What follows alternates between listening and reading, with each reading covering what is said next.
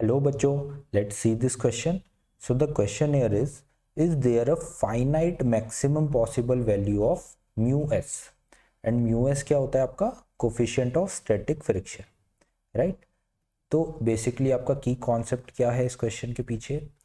Your key concept is you should know what is the coefficient of static friction, right? तो by definition आपका जो coefficient of friction होता है वो क्या होता है? You know that your friction force F is equals to mu into N, और अगर मोशन नहीं हो रहा है तो यहाँ पे म्यू एस आ जाता है, right? This is coefficient of static friction. तो आपका जो कोफिशिएंट ऑफ स्टैटिक फ्रिक्शन होता है वो क्या होता है? It is your friction force divide by normal reaction.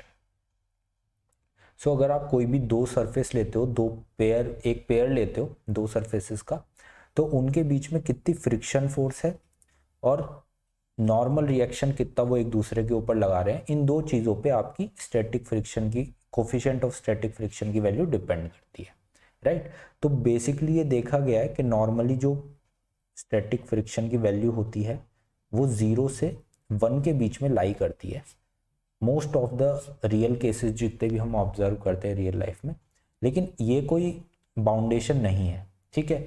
ऐसा क्यों मैं बोल रहा हूँ? क्योंकि कभी कभी ऐसा भी हो सकता है कि आपकी जो फ्रिक्शन फोर्स है वो नॉर्मल से ज़्यादा भी हो सकती है. जैसे कि for a famous example silicone rubber, ठीक है? अगर आप दो सिलिकॉन रबर्स को एक दूसरे के ऊपर प्लेस करोगे तो उनके बीच में जो स्टैटिक फ्रिक्शन होती है वो ज़्यादा होती है नॉर्मल से, ठीक है? वो जो एक दूसरे के ऊपर नॉर्मल फोर्स लगाएंगी, स्टैटिक फ्रिक्शन की जो आपकी वैल्यू होगी वो बड़ी होगी इस नॉर्मल के कंपैरिजन में.